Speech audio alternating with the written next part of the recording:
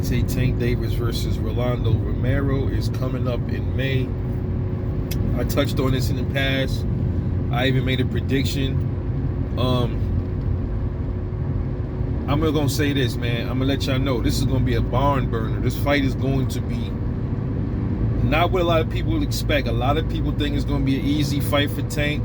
They think Tank he's just gonna go in there and walk down Rolly Romero. He's not gonna be able to do that. You think he is? He's not. There's a lot of factors that come into play. Rolando Romero's awkwardness. Tank has the power, the speed. Rolando has the power. He's not exactly slow either. He's slower than Tank. The power, I don't know who has the most power, but they both have power. A lot of people question how come Rolly Romero couldn't knock out Jackson Marinez. When you got a guy that's moving around a lot, this is what I mean about movers.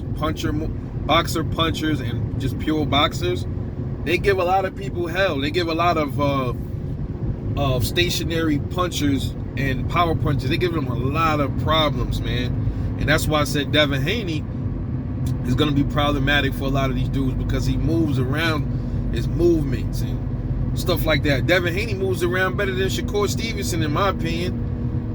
But Shakur just better defensive and has better defense and much more stationary than Devin Haney is. And I'll talk about that in another video. I got it coming up. I want to compare and talk about Devin Haney and Shakur Stevenson, like compare them. But with that being said, that is why Rolly couldn't knock out Jackson Marinez. He tried. He couldn't.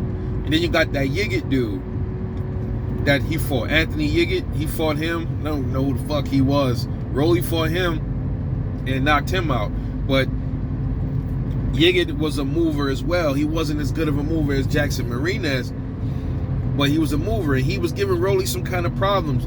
So what I'm telling you is Tank is going to have to move around more in this fight. I'm telling you, if he doesn't move around in this fight, he's gonna open himself up for a lot of mistakes.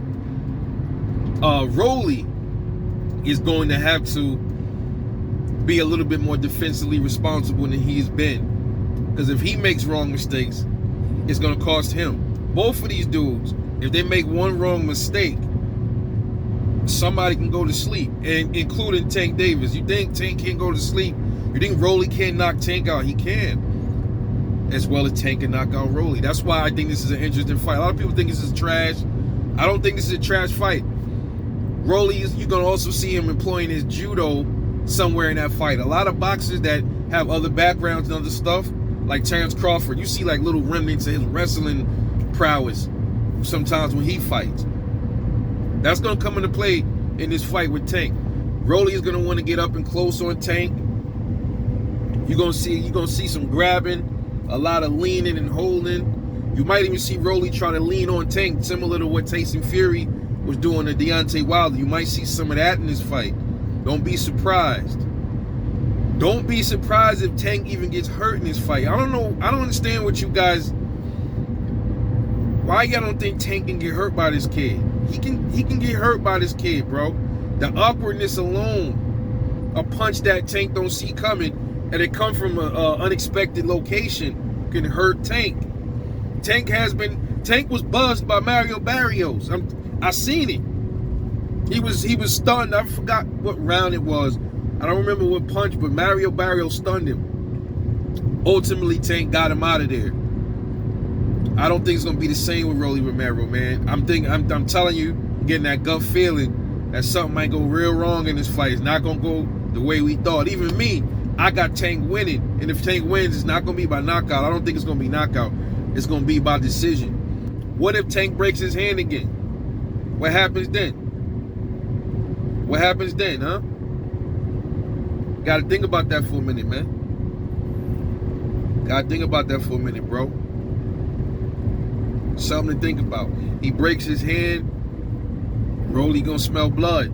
Then, I know Tank got good boxing ability to handle shit like that. He handled Isaac Cruz with one hand, but I don't think Rolly is an Isaac Cruz, bro. much taller, heavier, longer arms.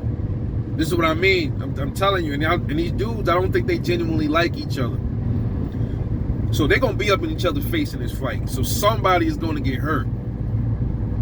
If not one of them, both of them are going to get hurt in this fight. That's why this is a good fight. And I think it's dangerous. This is a dangerous fight for both of them. If you think this is not a dangerous fight for Tank, I don't know what to tell you. But I'm telling you, I believe Rolly got a chance in this fight. I'm not sure if he's going to win. There's a lot that he need to improve on, but that don't mean he can't win. You can't count him out. He's a weird fighter. And we might look at it as a weird fighter. But remember, he's been doing judo before he was a boxer, so it's like he has habits. You can see the judo in a lot of his boxing, his movements. If you guys don't know what judo is, go back and watch it. Go back and watch some judo matches, and you'll see. You like, okay, this is why Rolly looks so awkward. A lot of his awkwardness, but I'm telling you now, it's gonna be a problematic fight for Tank, bro. And if I'm wrong, hey, I'm wrong. But I've been watching Rolly's fights. I've been watching some of Tank's. I went back and watched them. Are we looking at an upset? I doubt it. But we looking at a Barnburner. This is going to be a slugfest, and somebody is going to hit the canvas in this fight. You're gonna see somebody hit the floor, bro. If both of them, Tank never been down in his pro career. If we see one of these dudes go down, it's gonna be something crazy, bro.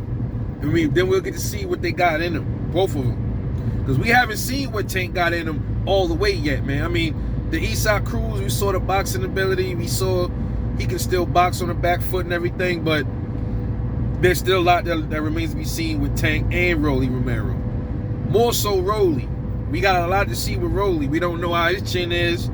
I've seen Rolly take some shots, but not by some big punches. You know, he claimed Tank isn't even a big puncher like everybody think he is. And then sometimes you be like, all right, so then why didn't Tank knock out Gamboa? Why didn't he get Gamboa out of there? Is it because Gamboa got a good chin? People call Gamboa chinny. If Gamboa was that chinny, why did he keep getting up from Tank's punches? And then you question Rolly, like, why didn't Rolly knock out Marinez? And I just explained why. It's really hard to straight just knock out a mover like that. It is. But we'll see. But this is going to be a barn burner. Let me know what you think. This is Rebel Life Boxing. I'm going to catch you later on the next one, and I'm out.